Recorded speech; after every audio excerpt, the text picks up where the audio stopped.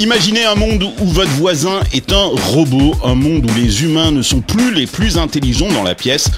Ce monde, ce n'est pas de la science-fiction, c'est celui que les esprits les plus brillants de la tech ont présenté lors de la conférence annuelle de TED. Dans cet épisode, on revient sur tout ce qui s'est dit à Vancouver cette année. Les promesses démesurées de l'IA, on va parler aussi de scénarios de guerre nucléaire préventive, de génomes écrits par des machines et des robots qui deviennent les nounous de nos enfants. Mais au-delà de la carte postale, ce qui nous a le plus frappé, ce n'est pas tant ce que les speakers ont dit, c'est surtout ce qu'ils n'ont pas dit. Et c'est ça qu'on va vous raconter aujourd'hui avec mes invités. Bienvenue dans Silicon Carnet, le seul talk show tech français qui parle de la Silicon Valley depuis la Silicon Valley. Mon nom est Carlos Diaz et aujourd'hui, on vous dit tout haut ce que TED 2025 nous a dit tout bas.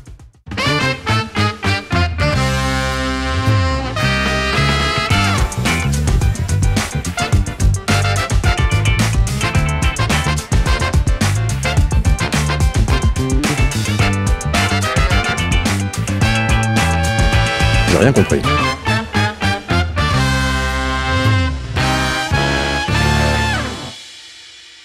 Tu veux lancer ta boîte façon Silicon Valley, mais t'as pas le temps ni l'envie de te battre avec l'administration française?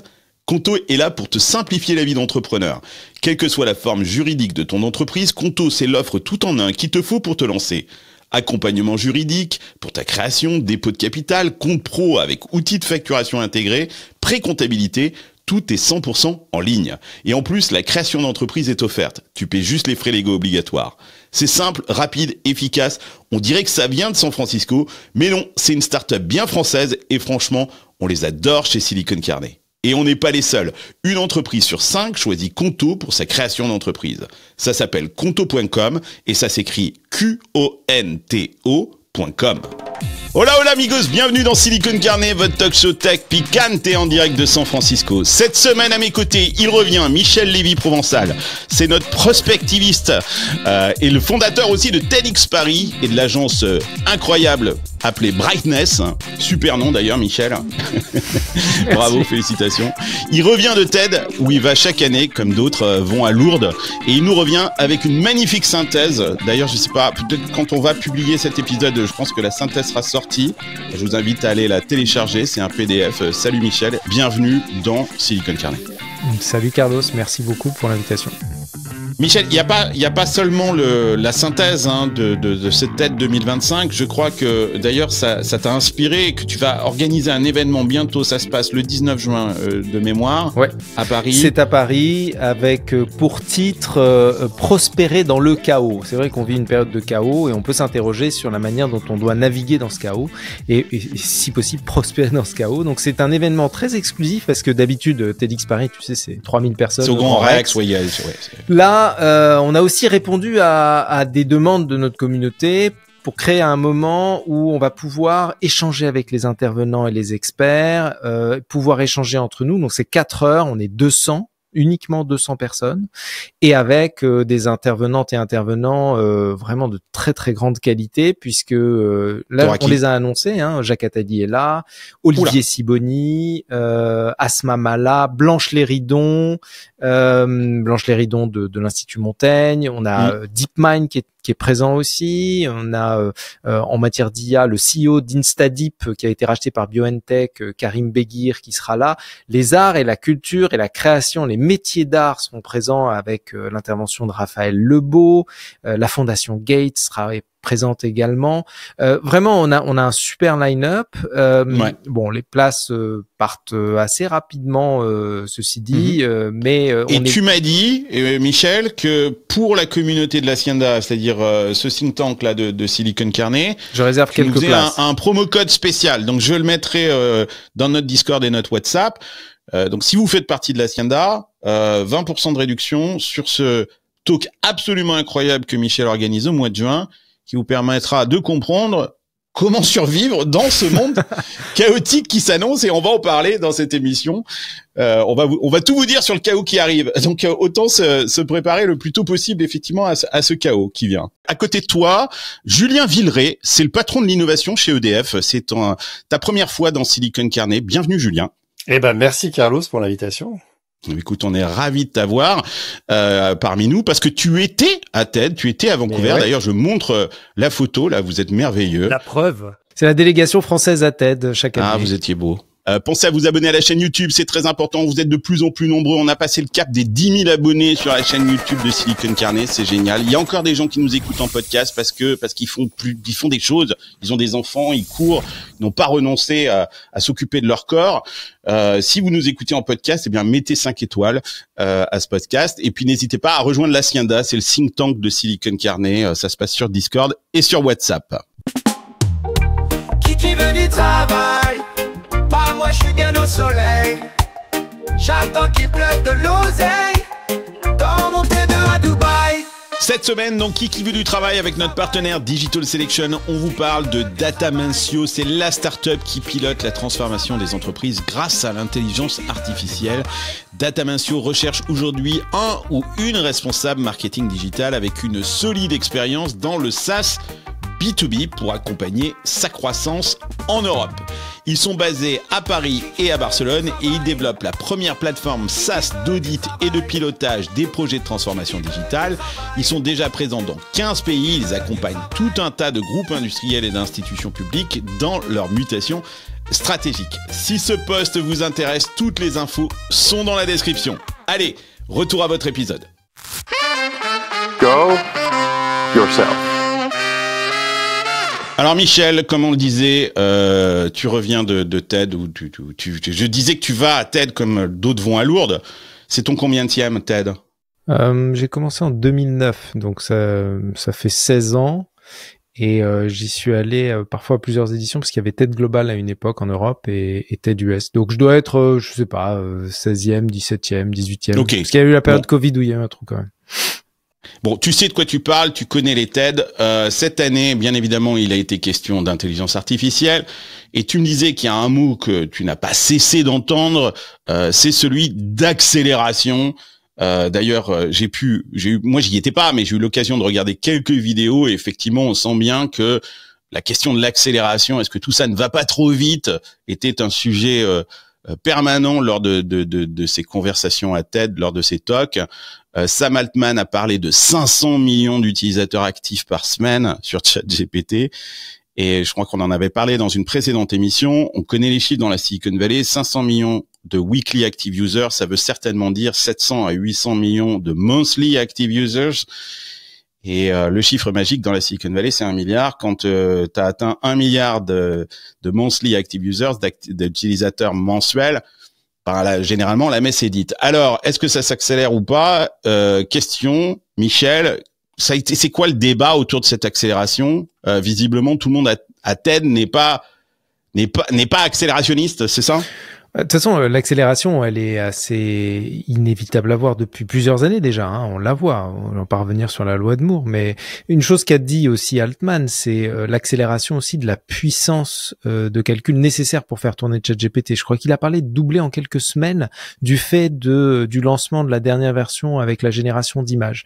Donc l'accélération, elle était effectivement très présente sur scène, avec bien sûr un certain nombre d'alertes.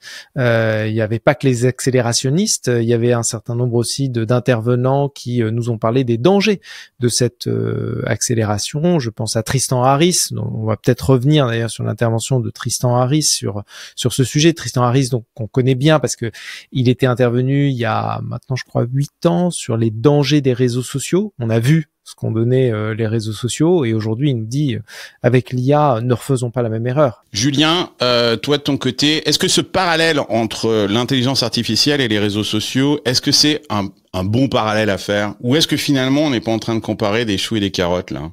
Alors on compare complètement des choux à des carottes, et en même temps c'est un bon parallèle à faire, il me semble, d'un point de vue politique, c'est-à-dire d'un point de vue d'organisation de la société. Ça paraît être plutôt un bon parallèle parce qu'on est exactement sur cette finalement cette montée en puissance d'une technologie qui a servi très clairement les cerveaux en l'occurrence, hein, on parlera de la robotique plus tard, mais à ce stade plutôt les cerveaux, et donc quelles conséquences ça va avoir pour nous, et on y reviendra, mais moi j'ai trouvé que la posture de Sam Altman là-dessus était absolument rassurante, en tout cas pour moi, très intéressante, parce que son point de vue c'est de dire, probablement comme pour les réseaux sociaux, c'est inexorable. Donc vous pouvez vous battre tout ce que vous voulez, les gars. C'est inexorable. Après, la question, c'est qu'est-ce qu'on fait? On s'en fout? Donc on se dit, bah oui, finalement, on va se faire dévorer par l'IA comme on s'est fait dévorer par Instagram ou par TikTok. Ou alors on cherche la voie étroite de la mitigation du risque, pour utiliser un bon anglicisme. Et à mon avis, c'est juste la bonne question à se poser. J'ai vu cette interview de Sam Altman par Chris Anderson, qui est un peu le pape de TED, et j'ai trouvé que d'abord Sam Altman était très mal à l'aise. J'ai trouvé que il avait le sentiment d'être tombé dans un piège lors de cette interview. Chris Anderson, sous des couverts très sympathique, souriant, est monté sur scène avec un vrai parti pris.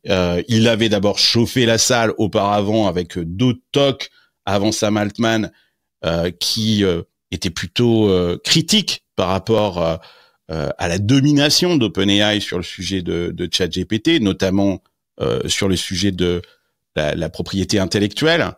À plusieurs reprises, il faisait applaudir la salle face au danger que représentait ChatGPT, et on sentait un Sam Altman qui comprenait pas ces applaudissements.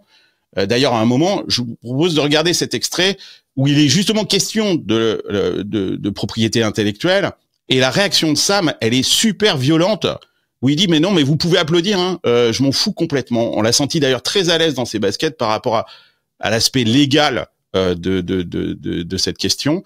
Regardez ce petit extrait qui donne bien le ton de la conversation entre Chris Anderson et Sam Altman. So that's really interesting. We don't know. Isn't there though, like at first glance, this looks like IP theft. Like, you guys don't have a deal with the Peanuts estate, or? You can clap about that all you want. Enjoy. Alors Michel, cet extrait, il nous dit quoi? D'abord, il faut remettre les choses dans leur contexte. C'est pas tout à fait vrai que Chris Anderson a chauffé la salle avant que Sam Altman arrive sur scène. Il faut se remettre un tout petit peu dans la situation dans laquelle on se trouve. Sam Altman intervient le tout dernier jour de l'événement, sur la dernière session. Il y a 11 sessions à TED chaque année. Donc là, on a vu 10 sessions très diverses, avec il y avait pas que de l'IA évidemment, il y avait des sujets entertainment, il y avait des sujets design, il y avait des sujets politiques, il y avait des sujets artistiques, etc. Donc on a quand même pendant ces 5 jours quasiment beaucoup débattu entre testeurs, entre participants sur ce sujet de l'accélération, sur les risques liés à l'IA et sur les potentialités de l'IA aussi, sur la santé, l'énergie, la mobilité, bref, tout ce qu'on peut tirer de positif de l'IA. Donc, Sam Altman arrive quasiment à la conclusion, et Anderson n'a pas trop le choix que de mettre en scène quand même ces deux perceptions qu'on peut avoir de l'IA. Les risques, les avantages, mais clairement, c'est vrai que dans la séquence que tu montres, il a tendance à le pousser dans ses retranchements. Faut savoir que on a eu le talk, comme je disais, de Tristan Harris, on a eu surtout de Caroline Carlwalder, le talk d'ailleurs qu'il cite en plus, dans l'interview, avec tout le pathos, elle monte sur scène, larmoyante. Moi, j'y ai pas du tout cru à cette histoire de elle était tremblante, mon Dieu, ils vont me foutre en tôle, l'État fasciste va venir me saisir, etc. Pour moi, c'était pitoyable, ça. J'ai pas du tout. Alors on reviendra sur la question du fascisme peut-être, mais il y a une chose qu'il faut garder en tête, c'est effectivement ce contexte de débat. On est dans un débat et pendant 5 jours, on a débattu. Ça, c'est la première chose. Okay. La deuxième chose, c'est que moi, contrairement à ce que tu dis, la réponse d'Altman, quand Anderson lui parle d'IP, moi, elle m'a fait froid dans le dos. Okay. Elle veut dire, en fait, j'en ai rien à foutre de l'IP, quoi. Absolument. Il dit ça. Or, alors c'est drôle parce que pas la semaine dernière, mais la semaine d'avant, on a eu un débat avec Cyril qui lui défendait Mordicus, la création artistique. Et je disais, oui, on est dans un processus schumpeterien, il y a de la destruction créatrice, il va falloir trouver. Tu parlais de transfert de monopole, ce que je trouve exactement, très juste. D'ailleurs, je réutilise cette image-là. Je pense que c'est très très juste. Il y a effectivement un transfert de monopole entre les majors qui, par exemple, détiennent les droits sur la musique et aujourd'hui ces sociétés d'intelligence artificielle qui les réutilisent monopolise et qui s'approprie quelque part le monopole de ça. Ouais. Exactement. Sauf que là, j'ai trouvé Altman très léger sur sa manière de répondre, parce que, alors, il a dit à un moment donné, il va falloir créer de nouveaux modèles, mais cette façon assez arrogante, alors peut-être en défense de l'intervention d'Anderson qui était assez musclé, moi je l'ai trouvé irresponsable. Je pense tu l'as pas vu, Michel, mais regarde, là, je montre quelques images. On sent qu'il cherche des regards dans la salle. Il cherche des soutiens. Et je sais pas, moi, je n'y étais pas, vous y étiez. J'ai l'impression qu'il ne trouve aucun soutien dans la salle auquel se rattacher. Si, ou il y en avait? Mais Julien a un regard très différent de moi, parce qu'on a eu ce débat. Alors, Julien, explique-nous, comment tu as vécu, toi, cette séquence? Moi, je le ressens, mais totalement différemment, parce que je pense que fondamentalement, Sam Altman trouve que les questions qui se posent, et qui sont des bonnes questions dans le débat, et qui sont les questions d'Anderson, un peu tordues parfois, mais enfin, c'est vraiment ça. En fait, il les trouve intellectuellement médiocres. Et surtout qu'elles sont cons, ces questions. Elles sont cons parce que, est-ce qu'il faudrait pas arrêter ou ralentir l'IA parce que tout ça c'est dangereux? Bon, c'est con comme question, et je pense qu'il a raison. C'est les questions de grand-mère. C'est les questions de grand-mère. Chris Anderson a posé les questions de grand-mère. Est-ce que, oui, ChatGPT respecte pas l'IP, et c'est que c'est pas bien quand même. Mais évidemment que tout ça, le développement d'IA génère des effets de bord, et des effets de bord qui peuvent être extrêmement importants, bien sûr. Et ça, pour Sam Altman, je pense que c'est une évidence. C'est-à-dire que il se dit, mais tous les gens qu'il y a dans cette salle, qui sont quand même censés être cortiqués, ils ont, j'espère, déjà compris que oui, tout ça va avoir des effets de bord. Et donc la question, c'est comment on va gérer ces effets de bord au fil de l'eau. Et d'ailleurs, c'est amusant parce qu'à un moment, Chris Anderson fait référence à Musk, et très choqué, Altman a l'air de dire, d'ailleurs c'est ce qu'il dit à peu près, il dit mais l'important c'est que gérer ces problèmes au fil de l'eau, c'est de les gérer par des cerveaux qui sont pas trop détraqués à la kétamine, quoi. Il va falloir un peu des gens intelligents et responsables. Ouh, enfin que ça sorte là. Et moi, Sam Altman, je crois que je suis ça. Et moi, je trouve que ce raisonnement-là se tient, et ça me rassure que ce soit entre les mains d'Altman plutôt que d'un autre. Ah, mais moi, je suis entièrement d'accord avec toi, Julien. J'ai trouvé Altman effaré. J'ai trouvé Altman très à l'aise dans ses bottes et pas au bon endroit. Je crois qu'il est venu à tête en se disant je devrais avoir en face de moi des gens plutôt smart, et j'ai pas l'impression d'avoir des gens qui comprennent ce que je suis en train de faire. J'y ai vu une sorte de Prométhée qui, effectivement, d'ailleurs, on a essayé de le faire passer un peu pour un dieu, alors que lui se défend d'être absolument ce genre de personnage mythologique qui apporterait quelque chose aux humains, un peu comme le feu, et que les humains rechigneraient à utiliser cette technologie malgré toutes les promesses incroyables. Il a beaucoup insisté. Lui, ce qui l'intéresse, c'est pas de faire des dessins et de recopier les artistes. Ce qui l'intéresse, c'est les avancées scientifiques. Il a expliqué que dans la science, on voyait des progrès incroyables, qu'on allait certainement soigner des maladies en l'espace de quelques années qui auparavant prenaient des décennies. C'est ce genre de choses-là qui l'intéresse. Et on l'a ramené à des débats quelque part. Je me suis dit aussi, finalement, est-ce que l'intelligence artificielle n'est pas là pour remplacer ces gens qui sont dans la salle? C'est-à-dire que on est face à un parterre d'intellectuels et on est en train de parler d'intelligence artificielle. Je comprends que ces intellectuels se sentent menacés, à commencer par Chris Anderson. D'ailleurs, il montrait sur ses écrans les questions que ChatGPT aurait pu poser à Sam Altman, grosso modo son remplaçant. Michel. Encore une fois, je suis ni là pour défendre Anderson qui, à mon avis, a positionné l'interview sur un terrain assez agressif dès le départ qui nous a pas permis d'avoir les meilleures réponses d'Altman. Ça, c'est clair. Passif-agressif. Très californien dans l'agressivité. Peut-être, ouais. Après, ce que moi j'ai trouvé vraiment désolant de la part d'Altman, c'est de ne pas aller au-delà. C'est-à-dire de pas avoir cette intelligence qui consiste à utiliser cette plateforme qui est quand même une plateforme mondiale. Il a eu 1 heure quasiment d'interview, 50 minutes je crois. 47. Pour passer des messages. Et passer des messages forts. Moi je me suis demandé, mais la personne qui est en charge de sa com, elle avait quoi comme intention en faisant accepter à Altman une interview de 50 minutes sur la scène de TED avec une telle audience? Parce que aucun message n'a été transmis. Si, bon, il a dit qu'il allait avoir un modèle open source cet été. Ok, super. On est quasiment au lancement d'O3 avec un QI à 138. Aujourd'hui, on a un QI de 138 avec O3. Hein. Je vous rappelle que Einstein, c'est 160.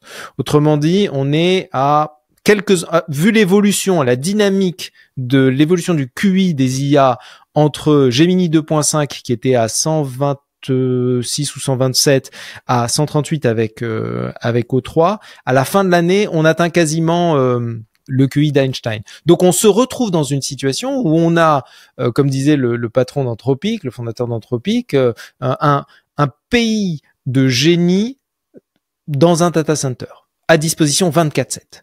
Ça, c'est un changement de paradigme. Mais ça fait chier qui, ça? Ça fait chier ceux qui ont C'est pour ça que je QI. reviens à Altman. Oui, ça c'est clair. Non, mais t'as tout à fait raison. Les premiers qui vont être disruptés. C'est de la concurrence des gens qui sont dans la salle de TED, c'est oui, clair. Oui, c'est l'école blanche, c'est les intelligences, voilà, c'est les gens comme disait Julien, qui sont particulièrement brainés, cortiqués, voilà. Mais Altman avait une opportunité qui était de dessiner un narratif, de dessiner un modèle de société de l'ère post-AGI. Parce que c'est ça. En plus, il dit dès le départ, nous, ce qu'on veut, c'est de faire l'AGI. Ok, mais après l'AGI, on fait quoi? Quel est notre modèle de société? Comment est-ce qu'on redistribue la richesse? Qu'est-ce qu'on fait du temps qu'on gagne? Il a l'honnêteté de dire qu'il est infoutu de l'expliquer de là où il parle à ce stade. Et c'est pour ça que je le trouve irresponsable. Il a l'honnêteté de le dire. Mais c'est pour ça que je le trouve irresponsable, tu vois. C'est comme, pour moi, c'est l'apprenti sorcier. Tu vois, c'est j'ai le balai, je multiplie les balais et je ne sais pas trop ce qui va se passer. Voilà. C'est une catastrophe. Je veux dire, quand on a une telle responsabilité, quand on a autant de pouvoir, de puissance entre les mains, quand on est dans une course qu'on ne va pas pouvoir arrêter parce que les Chinois en face courent et les Américains veulent gagner. Altman, il fait que dire ça. Il fait que dire, je sais que j'ai entre les mains quelque chose d'un changement de paradigme, comme tu disais, bien sûr, mais je sais pas ce que ça va avoir comme impact sur la société. Donc, il va falloir un peu faire confiance, peut-être à moi et peut-être à la société, pour trouver ce chemin qui va nous permettre d'en tirer le plus de bien possible et de limiter les dégâts au maximum. Mais encore il dit un autre truc aussi, Julien. Il dit, ça a été une passe d'armes entre Chris Sanderson et Sam Altman. C'est que Chris Anderson a essayé de le ramener, il s'est dit bon ok super, on a perdu la bataille de l'intelligence, l'IA va être plus intelligent que nous, donc nous qui sommes dans la salle TED, il va falloir qu'on se réinvente. Mais à un moment il a dit on peut peut-être créer des comités, des petits groupes qui contrôlent, c'est-à-dire que ok vous allez tous nous supprimer, mais peut-être que l'élite d'entre nous, l'élite de l'élite, on peut peut-être faire partie d'un groupe de 100 qui contrôle un petit peu l'IA. Et là, mais Sam Altman te l'a renvoyé dans ses 22 en disant moi je me méfie énormément de ces groupes présélectionnés, comme Thierry Breton voulait le faire là sur la modération de contenu dans les réseaux sociaux, où il y aurait des modérateurs, on ne sait pas qui c'est, mais qui ferait partie d'un comité qui viendrait à veiller que les discours soient conformes à ce qu'on attend des gens.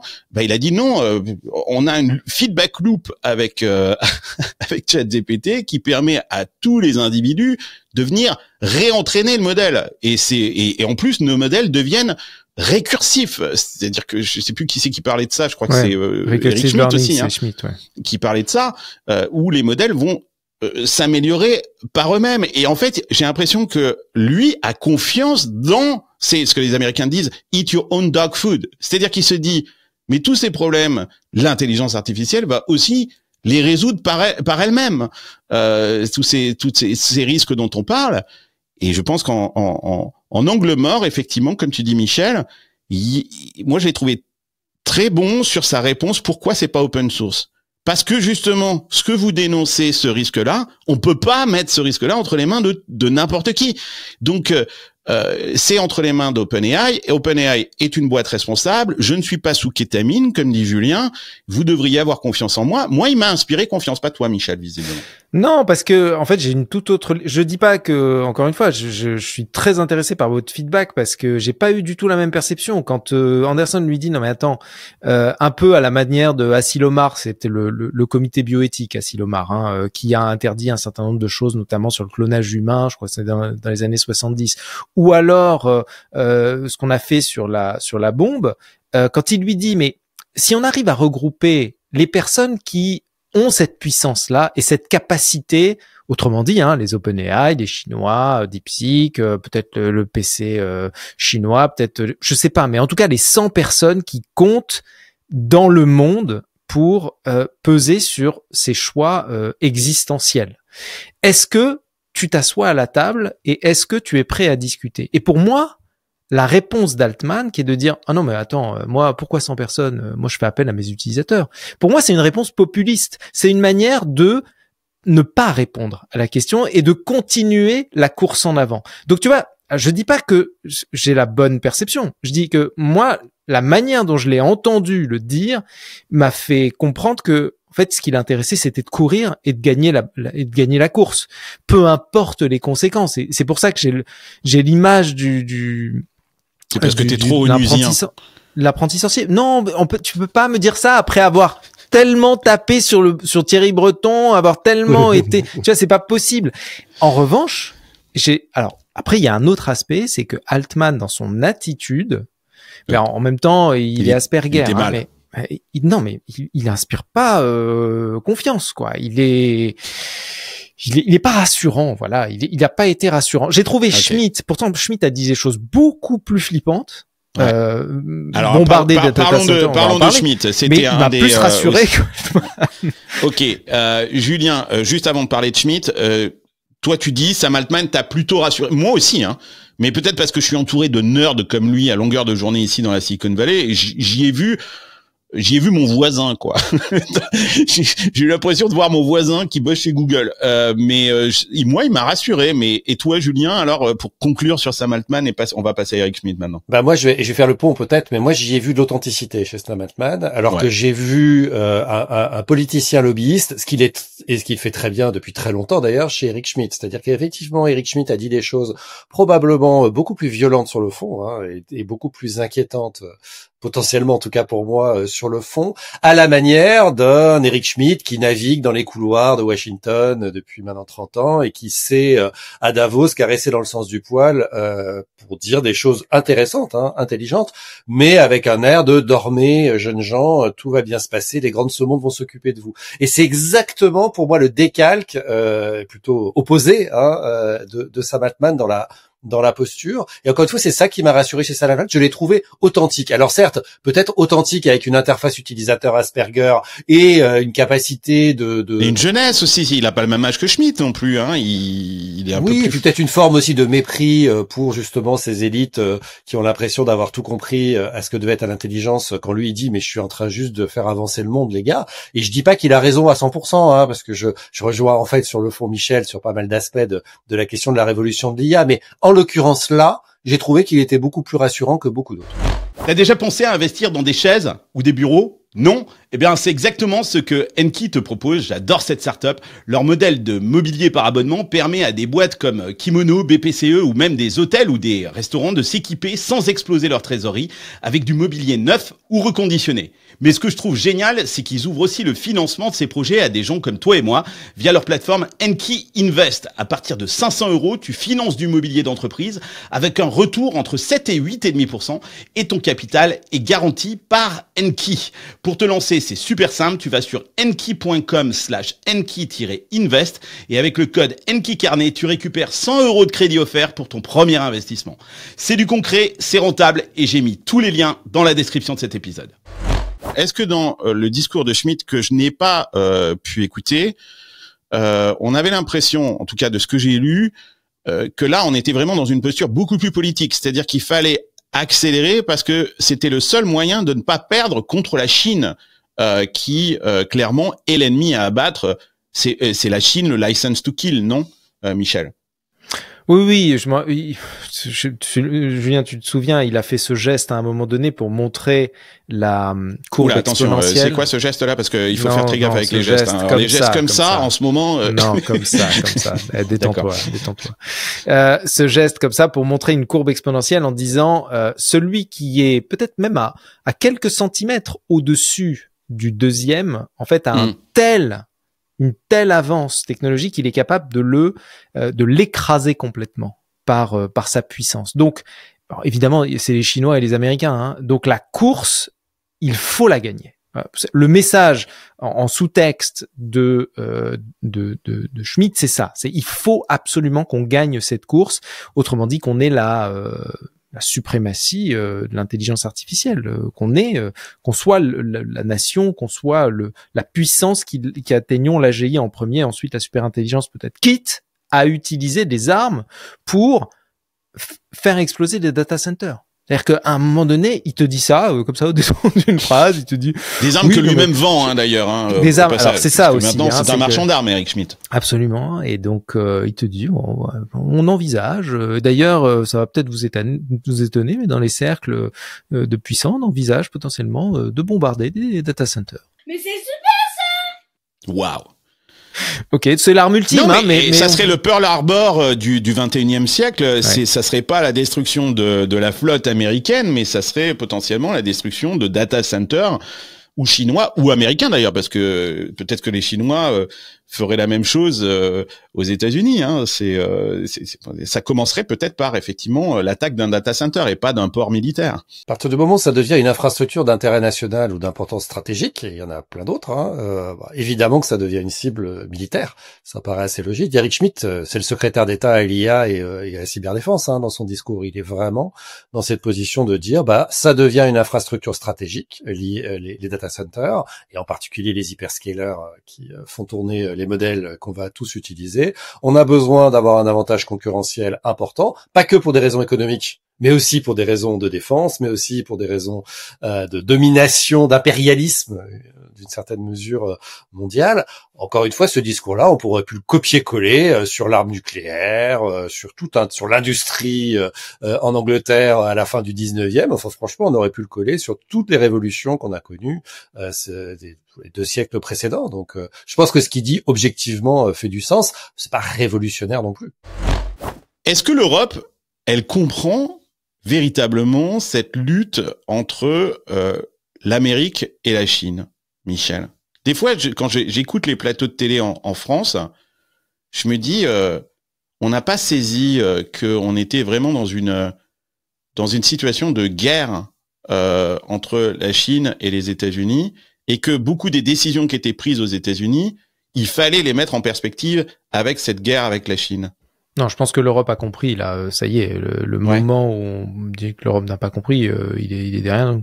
Non, en revanche, est-ce que l'Europe a les moyens de vraiment rivaliser avec ces 2 grands acteurs? C'est compliqué. C'est compliqué. Laisse-moi te poser la question différemment, alors. Est-ce que l'Europe a choisi son camp? Parce qu'il s'agit aujourd'hui, on est dans une situation de choisir un camp. C'est ce que Trump nous impose. Trump nous dit, soit vous êtes avec moi, soit vous êtes avec la Chine. Mais vous pouvez pas jouer sur les 2 tableaux. C'est ça ce que Trump essaye d'imposer géopolitiquement. Est-ce que l'Europe est prête à prendre son camp et quel est le camp qui va être choisi par l'Europe?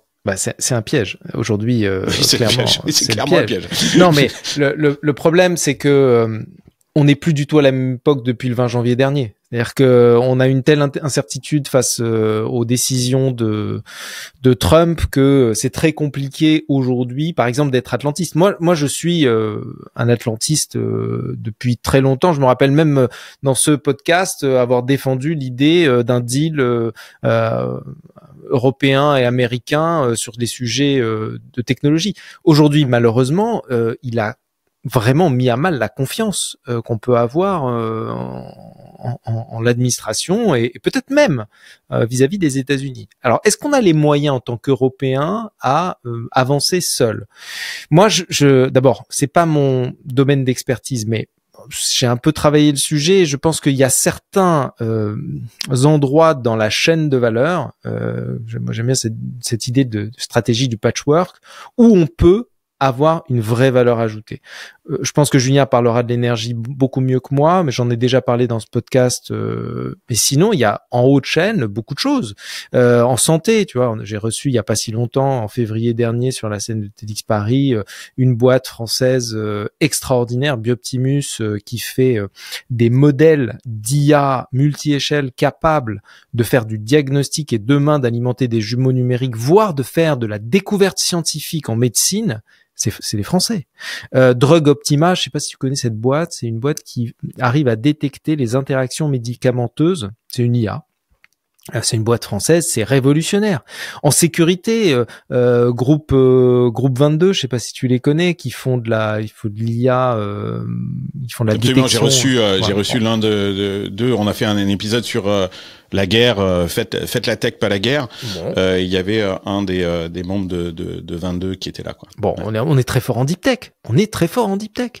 Donc sur la partie énergétique, Julien, est-ce que on peut aider les États-Unis, si on souhaite, je sais pas si ça fait partie du projet, mais parce que Schmitt, il parle de devoir passer à la production de 90 gigawatts de puissance. C'est pas rien, 90 gigawatts. Explique-nous quand même, parce qu'on dit ce chiffre, on se rend pas compte, c'est beaucoup, 90 Pour gigawatts. Pour simplifier, 90 gigawatts, c'est 90 réacteurs nucléaires qui tournent à 100% de puissance, 100% du temps.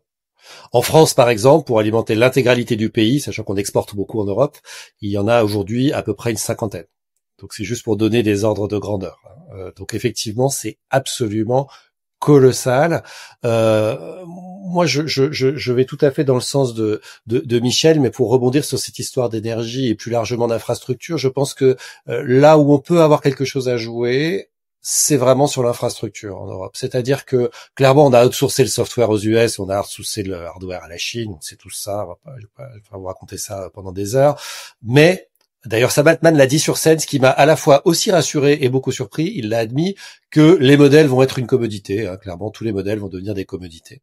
Et donc, si on prend ce postulat que les modèles vont devenir des commodités, ce qui va être clé, c'est les infrastructures. Les infrastructures, c'est quoi? C'est des data centers d'hyperscalers alimentés avec une électricité très abondante et bas carbone, puisqu'il y a quand même, alors c'est pas le cas aujourd'hui aux États-Unis, mais c'est le cas en Chine, très clairement, et c'est le cas en France et ça va être le cas en Inde, une volonté de ne pas complètement étouffer sous la pollution liée à la production d'électrique à base de charbon, de lignite ou de gaz. Et donc très clairement, et ça on sait très très bien faire en France en l'occurrence et en Europe, c'est-à-dire on sait aujourd'hui mettre des data centers à côté de centrales nucléaires ultra puissantes qui vont permettre d'alimenter ces puces et ces modèles d'IA. C'est vrai en France, mais c'est vrai en Suède, qui a beaucoup d'électricité hydraulique. C'est vrai en Espagne, qui fait énormément d'éolien et de solaire. Bref, il y a plein d'endroits en Europe où on peut faire ça.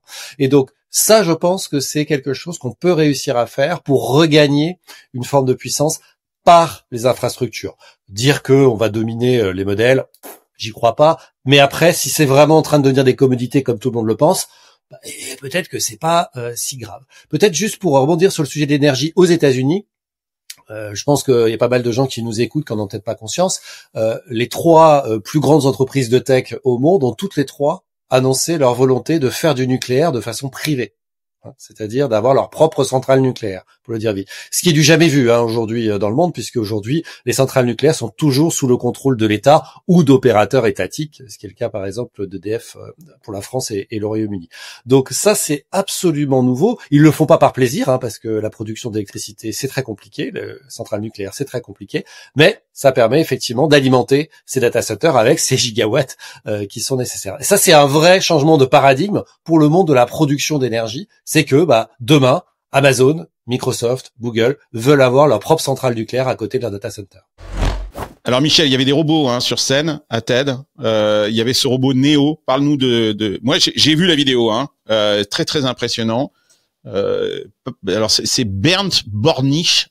Il est quoi? Il est suédois? Il est... Je sais pas, oui, je crois qu'il est suédois ou enfin, je sais pas. Je sais pas. Je sais pas. Franchement, je ne sais pas, mais effectivement, on était beaucoup plus admiratif de son robot que de lui. On l'écoutait parler, mais on regardait le robot. Et donc effectivement, Neo, qui est, d'après ce que j'ai compris, le robot humanoïde du moment le plus avancé. Est venu sur scène. C'est très drôle parce qu'il est arrivé comme Chris Anderson a annoncé il y a quelques mois qu'il allait passer la main et qu'il allait avoir un nouvel animateur, un new steward comme il appelle ça à TED. Il nous a fait croire que ça allait être... Mais voilà, il nous a fait croire que ça allait être Neo le robot. Donc au tout début, il y a tout un rituel.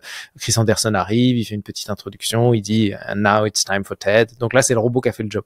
Et donc il dit c'est le nouveau steward. Donc on a été assez bluffé par la dextérité du robot. Ensuite, il nous a montré quelques démos, il a passé l'aspirateur, il a arrosé les plantes. À un moment donné, il y a eu un petit accident parce que l'arrosoir était pas bien mis dans le meuble, mais il a réussi. Mais il s'en est rendu compte. Le robot a corrigé. C'est ça qui est dingue. dingue. Alors on ne sait pas trop si le robot a corrigé tout seul ou s'il y a eu une reprise backstage d'un moniteur, parce qu'il est, Oui, il est autonome. Est-ce qu'il était téléopéré, ce robot? On sait ou pas ça? Alors il est autonome, mais il y a aussi un pilote derrière en cas de problème. Ah bah d'accord. C'est ça, ok. hein, Julien. Ah, Ils ont en fait sur scène dit qu'il était à la fois autonome et potentiellement téléopéré. Mais on n'a jamais su dans ce qu'il faisait de l'autonomie, ce qui était de la téléopération. Pour l'avoir vu ce robot dans d'autres contextes précédemment, en tout cas, leur ambition est qu'il soit autonome évidemment à 100% et il serait, comme l'a dit très justement Michel, le plus avancé dans le monde domestique, l'univers domestique aujourd'hui. Mais c'est très dur de dire effectivement si, quand il a réussi à extraire sa main de cet arrosoir qui était mal placé, est-ce que c'est un humain qui a repris la main ou pas? Honnêtement, on ne le sait pas. Julien, pourquoi mettre des robots dans cet environnement domestique? Ils l'ont expliqué, c'était passionnant. Est-ce que tu peux expliquer ça? Parce que des robots, toi tu fais partie de cette grande maison d'EDF, l'industrie tu connais, ça fait un bout de temps qu'on a des robots dans l'industrie. Là tout d'un coup, le propos de Bernd est de dire il faut que les robots sortent des usines, c'est ça? Exactement. Son postulat, c'est de dire on a pensé jusqu'à présent un petit peu comme on a pensé, ce qui est d'ailleurs en général très faux, on a pensé que les Formule 1, la puissance, la performance des moteurs de Formule 1 allait ruisseler sur les voitures du commun des mortels pour les rendre plus performantes, et que les robots développés dans le monde de l'industrie, parce que c'est là où évidemment il y a un usage qui est très très utile et qui est productif d'un point de vue économique, finalement en développant des robots industriels ultra intelligents dans le monde industriel, ça va ruisseler vers des robots domestiques qui seront très utiles. Et la réalité, c'est que le monde industriel est un monde extrêmement cadré. Une usine, par définition, les choses sont fixes. On demande de faire des tâches extrêmement répétitives. Bref, c'est très organisé en fait. On imagine parfois encore les usines comme pouvaient l'être les forges il y a très longtemps, mais c'est évidemment pas ça. Une usine, c'est un environnement très propre, très organisé, très structuré. Alors que si on veut les rendre intelligents, en l'occurrence, il faut les mettre dans un monde un petit peu en bordel, pardon pour l'expression, parce que le chaos de la vie quotidienne, c'est les choses, c'est un bon bordel, c'est ça. Voilà, c'est les gamins qui hurlent, c'est le sol qui est pas droit, c'est la marche pour monter dans la cuisine, c'est le verre qui se casse, enfin bref, c'est tout ça. Et donc son postulat, c'est de dire, si un robot on lui apprend à devenir autonome dans un environnement domestique, il est capable de tout faire derrière, puisque c'est ce qu'il y a de plus compliqué. Tout faire, Michel, jusqu'à prendre notre place dans l'éducation des enfants, parce qu'il a été aussi question de ça à TED. Oui, on a eu plusieurs talks sur le terme exact. C'était parenting. Ils utilisent souvent ce terme. Le fait de se poser la question de la manière dont on élève nos enfants. Alors, il y a eu un talk effectivement sur l'usage des IA et des robots comme moyen d'accélérer ou de faciliter l'éducation, avec évidemment une critique en bonne et due forme de la robotique. Je cherche encore le nom de l'intervenante, mais je l'ai plus. Je l'ai quelque part. Tu dois peut-être l'avoir quelque part. Je vais la retrouver. Il s'agit de Sarah Blaffer Hardy, qui nous a interrogé sur le fait de confier à des robots le soin de nos enfants, les nourrir, les changer, les éduquer. Est-ce que c'était une bonne idée ou non? On entend bien la réponse sous-jacente. Deuxième talk sur l'éducation qui était liée à l'anxiété des enfants. Une étude qui prouve que en fait les enfants sont beaucoup plus anxieux aujourd'hui, mais qu'en même temps, une question qui a été posée à la salle: est-ce que vous vous souvenez si votre mère ou votre père savait où vous étiez quand vous jouiez avec vos copains ou même seul? Et donc la salle majoritairement a répondu non. Moi, quand j'étais gamin, non, mes parents ne savaient pas où jouer forcément. Est-ce que le travail, c'est véritablement le sens de la vie? C'est ça. Est-ce que le travail, c'est la santé? Écoute, est-ce qu'il faut pas se débarrasser de cette idée que notre identité est basée finalement sur ce qu'on fait, sur notre travail? D'ailleurs, ce mec qui fait ce robot, il le dit à un moment. Si on délègue ces tâches qui sont quelque part rébarbatives au robot, l'humain va pouvoir faire des choses qui sont vraiment humaines. Est-ce qu'il y a des métiers? Les nôtres, non. Nous, on fait des métiers intellectuels, on est assis à côté du radiateur, c'est sympathique, c'est agréable.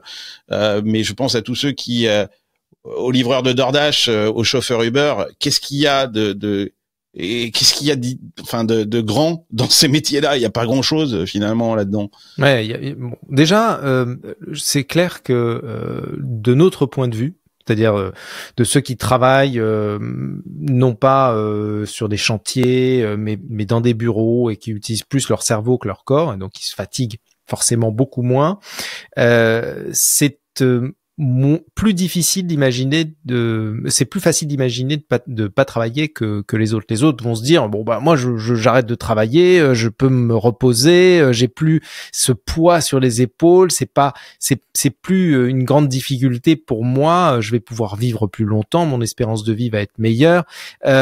Donc c'est une bonne chose pour ces gens qui travaillent de leurs mains et qui suent au travail. Pour des gens comme nous, c'est moins une bonne nouvelle. Mais à côté de ça, je pense que on a aussi, nous qui avons des métiers intellectuels, plus de capacité probablement à se réinventer et à changer en fait de métier. Donc ça va peut-être moins finalement, alors ça va être violent, mais ça va moins nous impacter. Ça va nous impacter plus vite, hein. C'est-à-dire que je pense que les cols blancs vont être plus vite disruptés que les cols bleus, puisque ça va venir dans les mois ou années qui viennent, hein, avec l'arrivée de l'AGI dont on parlait tout à l'heure. Ensuite viendra effectivement la robotique et viendront les métiers qui sont un peu plus physiques. Et donc la question du travail et du sens de la vie, le terme qu'utilisent les Américains, c'est agency, je crois. C'est-à-dire cette capacité qu'on a à agir par nous-mêmes, à faire nos choix, à prendre le contrôle de notre vie, à conserver le contrôle.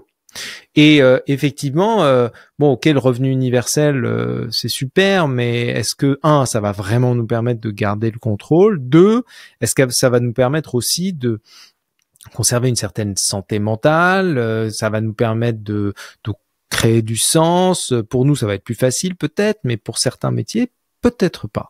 Et donc c'est vrai que toutes ces questions-là, aux États-Unis, à la fin de l'esclavagisme, il y a toutes ces questions-là, elles se sont posées. C'est-à-dire que ces esclaves, quand ils ont trouvé leur liberté, c'est-à-dire quand le travail forcé finalement leur a été enlevé, ont été très troublés quelque part. Et c'est très intéressant de se poser la question de comment, et on a vu, ça s'est pas forcément bien passé, hein, parce que c'est pas parce que l'esclavagisme a été aboli que le racisme, lui, l'a été. Donc, je trouve très intéressant, j'ai l'impression qu'on se repose un peu les mêmes questions, sauf que là, c'est nous les esclaves, et on est en train d'abolir quelque part une forme de travail qui quelque part nous constituait, et on se retrouve un petit peu dans cette posture-là. Je pense qu'il y a certainement à creuser là-dedans pour voir comment est-ce qu'il faut pas essayer de répéter les mêmes erreurs. Il y a des études qui ont été menées sur le revenu universel qui montrent à quel point les addictions non, c'est pas la solution. Ouais. À quel point on a des problèmes psychologiques aussi qui s'installent. De dépendance. Et le risque, en réalité, c'est quoi? C'est effectivement de la dépression, c'est de se retrouver dans une société où les psychédéliques explosent, et on est un peu déjà là. Il suffit de se balader à San Francisco ou à Vancouver d'ailleurs, où on voit quand même beaucoup de gens qui sont drogués, Est-ce que c'est un mouvement qui va s'accélérer par le fait de perdre le sens, d'avoir du temps sans véritablement d'objectif, de sens, tout simplement. Et à côté de ça, il y a un sujet fondamental aussi, c'est celui de la sécurité. Est-ce que les populations vont pas vouloir accepter une hypersurveillance pour se protéger d'ailleurs de ces dérives qu'on pourrait avoir d'une société où finalement les gens ont un revenu universel, mais par manque de sens finissent par devenir violents. Et donc, est-ce qu'on rentre pas assez naturellement par effet d'engrenage dans une société de l'hypersurveillance avec beaucoup de psychotropes mais une société où on travaillera pas, où on aura beaucoup de temps? Une société de l'entertainment. Julien, moi je me suis demandé si en écoutant ces talks de TED, effectivement, comme dit Michel, où il y a ceux qui pourront se payer cette intelligence artificielle et ces robots qui vont progresser de façon exponentielle et qui vont profiter à mort de toute cette technologie. Ceux qui ne pourront pas, à qui on va donner un revenu universel et qui effectivement, et on le voit parce qu'à San Francisco ça existe, hein, les homeless à San Francisco touchent une pension de la mairie de San Francisco qui est de plus de $1,000 hein, par mois. Hein. On parle de cet argent, il est utilisé pour acheter du crack hein, et du fentanyl. Hein. Il n'est pas utilisé pour suivre des formations et devenir avocat ou développeur chez Google. Est-ce qu'on se dirige cette symbiose, on se dirige aussi vers un monde séparé en deux à la Gattaca un petit peu alors moi en tout cas, j'imagine pas, et je suis évidemment pas voyant, mais j'imagine pas ça. Pour moi, la vraie rupture, ce que je disais, et je mets de côté les gens qui sont vraiment dans des situations, de vie dans la rue, etc., qui sont des situations évidemment, il y en a beaucoup, mais c'est une portion extrêmement limitée de la population. Hein. À Paris, c'est quelques milliers de personnes, par exemple, dans la rue San Francisco, c'est 8 000 hein, homeless. Voilà. Donc c'est évidemment une situation qui est très particulière. Mais si on prend aujourd'hui la situation, j'allais dire, de la France, et c'est sûrement vrai des États-Unis aussi, et si on prend ce qui s'est passé dans le passé, on peut imaginer qu'il y aura une forme de démocratisation, de généralisation de ces technologies pour tous. Avec cette fracture, encore une fois, à laquelle je crois, qui est entre ceux qui vont garder un sens à leur vie, par leur activité, leur réalisation, et elle peut être artistique, hein, elle est pas forcément, c'est pas forcément des métiers productifs, et ceux qui vont se retrouver à scroller sur TikTok de façon infinie. Alors, ça sera plus TikTok évidemment, mais en tout cas, à se retrouver dans une société de l'entertainment qui va probablement être beaucoup plus asservissante encore, puisqu'on aura encore beaucoup plus de temps, et peut-être que ça ira, comme le disait Michel, je suis tout à fait d'accord, vers la notion de psychotrope. Et peut-être d'ailleurs, ça permet de faire le lien avec ce sujet de la violence finalement de l'IA, hein, ou derrière de la robotique. Mais moi, je pense qu'il y a effectivement potentiellement à la fin une vraie violence potentielle de ces IA, parce que et c'est peut-être là aussi où il y a une lueur d'espoir, c'est qu'elles sont aujourd'hui utilisées, programmées en priorité sur la productivité et l'efficacité. C'est-à-dire que tu citais DoorDash tout à l'heure ou Uber Eats. Je veux dire, aujourd'hui, la souffrance d'un livreur Uber Eats, c'est principalement l'algorithme. Et pourquoi ? Parce que l'algorithme, il est là pour uniquement générer de l'efficacité. Le reste n'existe pas. L'humain est de la chair à canon. Et on voit bien que de plus en plus, les IA sont utilisées à ça, et on peut le comprendre d'un point de vue capitaliste ou productiviste. La bonne nouvelle quand même, c'est que pour le coup, ça se régule potentiellement plutôt bien. C'est-à-dire que si demain les États, et on a connu le Front populaire en France, et il y aura peut-être d'autres mouvements de ce type-là, si demain les États sont poussés à réguler le paramétrage des IA, pas à interdire les IA, c'est complètement ridicule, mais à gérer le paramétrage des IA pour qu'ils respectent l'humain, ou en tout cas qu'ils le respectent mieux, qu'ils le poussent moins à une productivité machiniste, qui réserve ça par exemple aux robots plutôt qu'aux humains, je pense que on peut avoir quelque chose qui est un équilibre, et là pardon, hein, je suis technopositiviste en disant ça, mais un équilibre entre la productivité et ce que va nous apporter cette IA générale, c'est AGI et cette robotisation, et le respect d'un humain, parce qu'on y viendra peut-être, mais il est probable que ce qui fait l'humain, c'est avant tout pas l'efficacité, et c'est avant tout pas la productivité, c'est plein d'autres choses. Et donc finalement, donner aux machines cette notion de productivité et d'efficacité, et récupérer le sens de l'humain sur d'autres dimensions, c'est peut-être ça finalement qui nous attend. Mais bon, là, je fais des plans sur la comète. Hein. Non, mais je pense que c'est super smart en fait. J'espère qu'on va se débarrasser effectivement de la valeur de l'humain comme seul élément productiviste, parce que c'est nous résumer à quelque chose qui finalement est très remplaçable, très optimisable, et cette optimisation, elle est douloureuse effectivement, et on le voit bien avec des sociétés comme Uber ou DoorDash, comme tu en parles. Michel, ton point de vue là-dessus?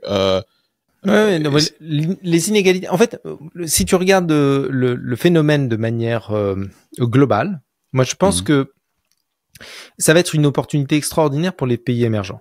C'est-à-dire qu'il va y avoir, grâce à l'IA, une montée en puissance des capacités de production dans les pays émergents de personnes qui n'ont pas été dans les plus belles écoles, qui n'ont pas forcément des formations extraordinaires, mais qui vont se hisser au niveau de certains Bac+5 dans les pays les plus développés. Ceux qui gueulent d'ailleurs, hein, c'est les Bac+5 hein, aujourd'hui. Absolument. Et donc, forcément, ce sont ceux qui vont être les plus impactés par cette révolution. Mais est-ce que c'est grave ? En fait, je pense pas, parce qu'ils vont être capables de s'adapter.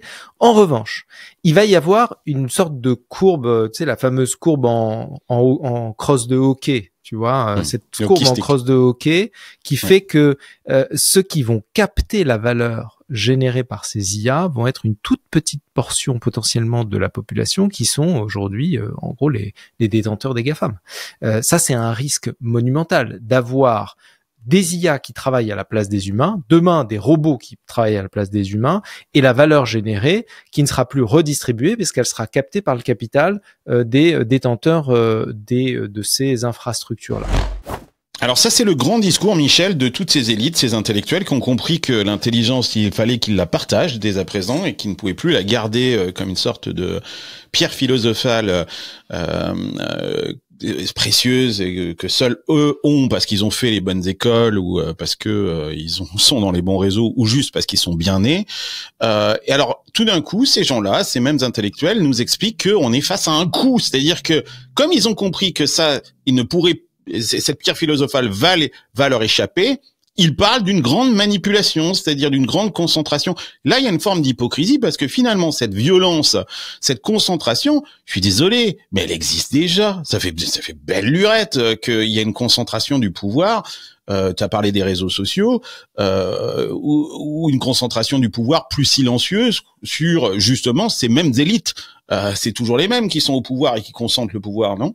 Et ça, le phénomène a accéléré. La grosse différence, c'est que le phénomène accélère et que cette crosse de hockey, elle se déplace de plus en plus vers la droite. C'est-à-dire que la verticale est de plus en plus à droite. Le risque qu'on a, c'est un risque révolutionnaire. On a un vrai risque révolutionnaire social avec une majorité de gens qui n'ont plus accès à la valeur et qui se révoltent contre quelques riches aristocrates 2.0 et qui les mettent, qui leur coupent la tête et les mettent sur des pieds.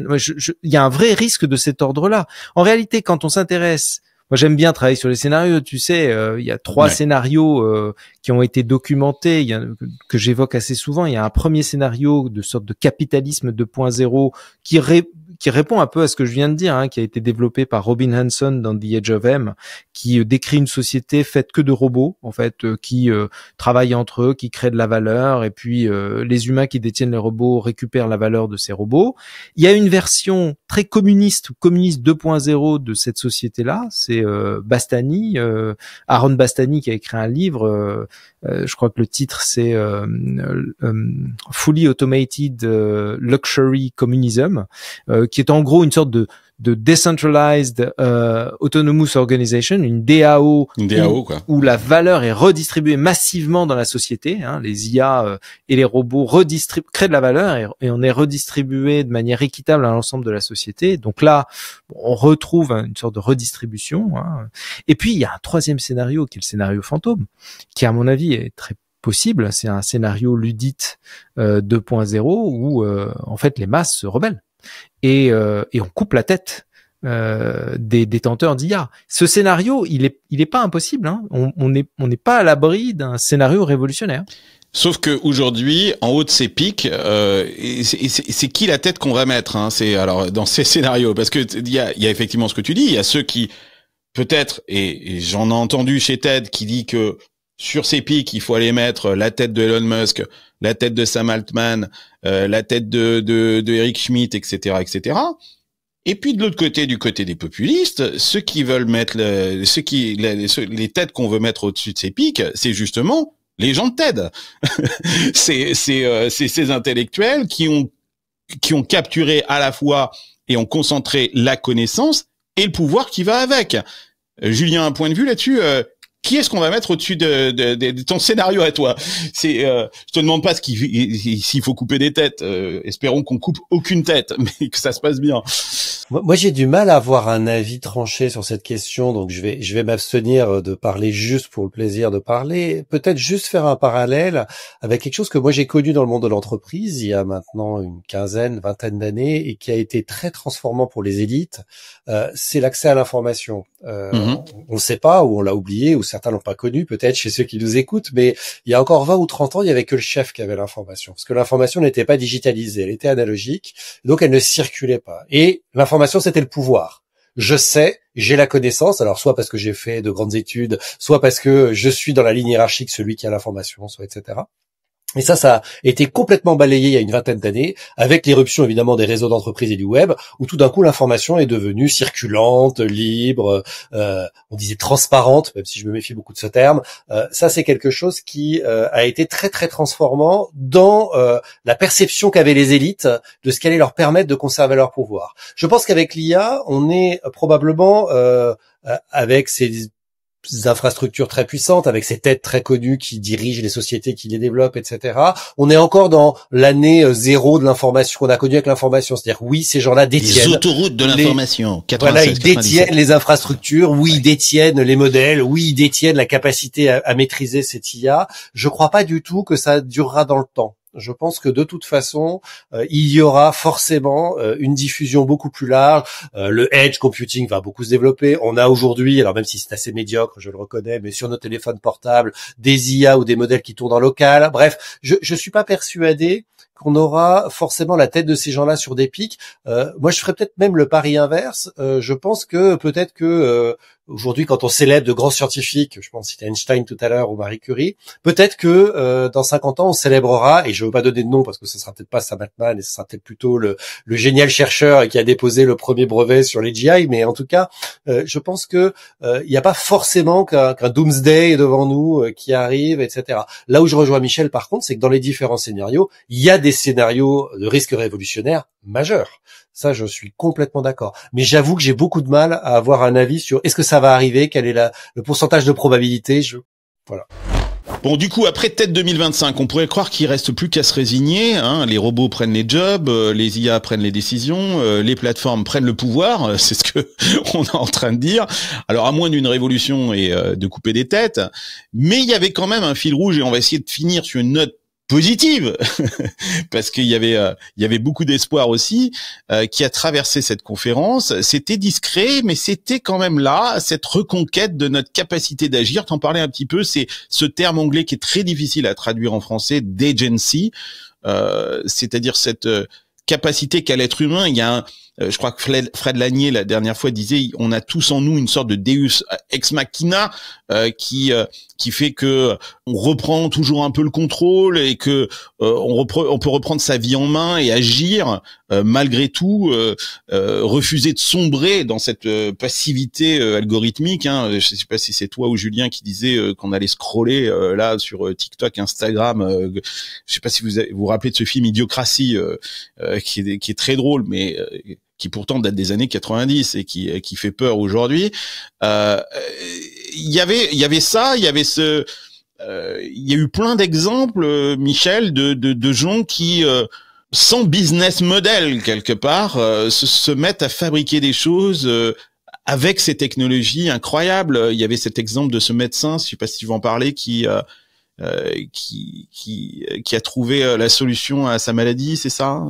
Alors il y a effectivement un médecin qui a trouvé une solution en utilisant des médicaments qui étaient existants, un traitement qui était existant mais qui n'était pas appliqué pour la maladie qu'il avait. En fait, il a lancé tout un mouvement qui consiste à essayer d'identifier des médicaments qui sont sur le marché mais qui peuvent fonctionner pour traiter d'autres maladies, donc en utilisant l'IA. Je crois qu'il s'appelait David Feigenbaum, le médecin en question. On a eu évidemment des talks.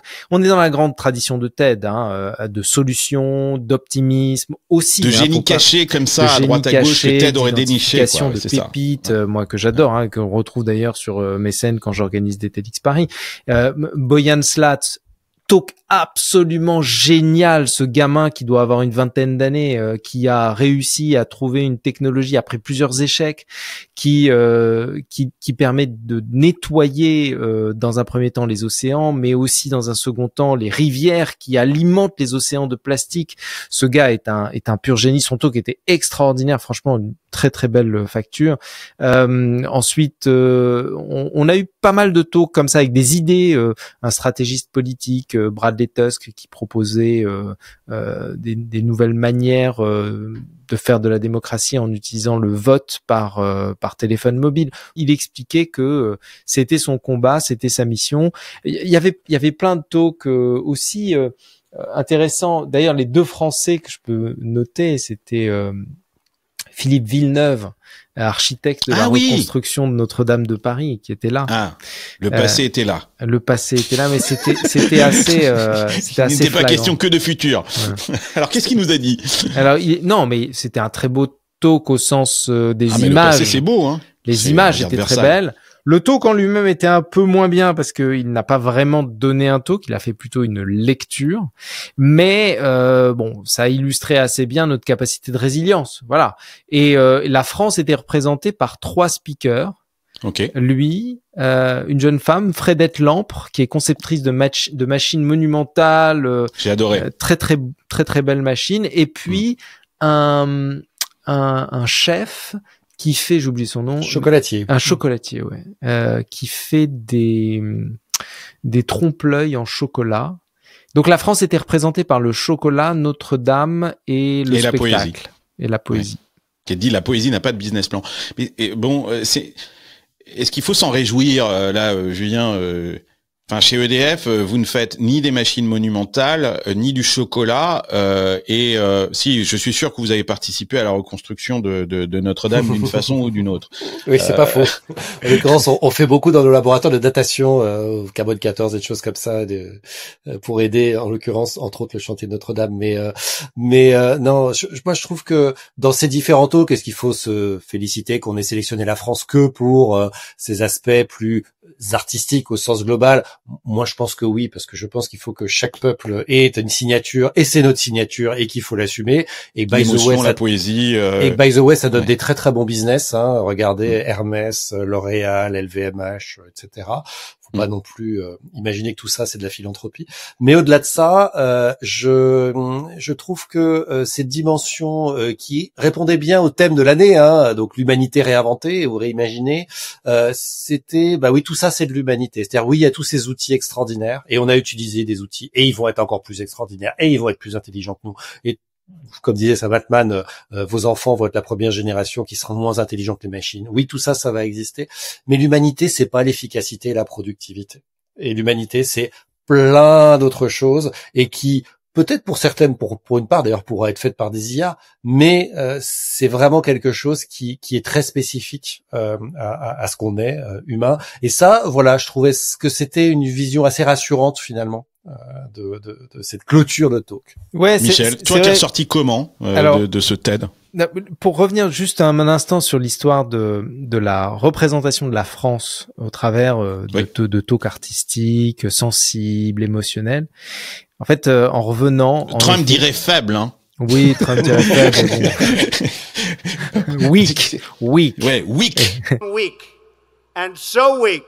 C'est que j'ai posé la question à ChatGPT en lui disant qu'est-ce qui nous reste en tant qu'humains quand l'AGI et les humanoïdes deviendront réalité. Et c'est assez rassurant pour nous la France parce que il m'a fait une réponse d'une intelligence remarquable. Alors j'ai utilisé le dernier modèle O3 dans les conditions idéales en deep research, etc. Bon, bref. Et donc il me dit 5 points. Je le fais très rapidement. L'expérience sensible. La volonté propre, c'est-à-dire le désir, hein, l'intention, ce qui est vrai, hein, l'intention, tu peux demander à une IA de faire une image, elle va faire une super image, mais seule, elle va pas te faire d'image, quoi. C'est le prompt qui va faire, donc le désir, l'intention. La responsabilité morale vécue, ce qu'il appelle la responsabilité morale vécue, c'est éprouver de la honte, éprouver du remords, éprouver, le rapport au moral. Une éthique, quelque part. L'éthique. L'expérience de la finitude. C'est-à-dire cette perception de notre propre fin, qui est liée à tout le reste, hein, cette capacité aussi à avoir du désir, cette capacité à avoir de l'émotion, etc. Et enfin, le rapport à l'autre, comme sujet, c'est-à-dire la reconnaissance sociale. Si je résume, c'est le sexe, hein.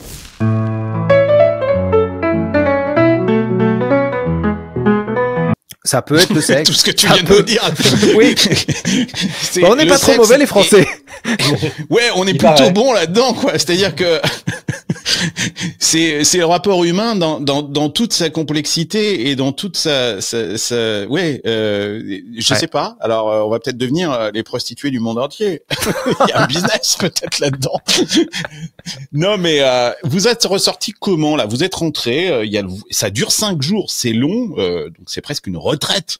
Elle est pas silencieuse, mais ça ça a la couleur d'une retraite. Et puis il y a ce voyage retour qui est long aussi, c'est une dizaine d'heures pour rentrer à Paris, puis ce décalage, ce jet lag.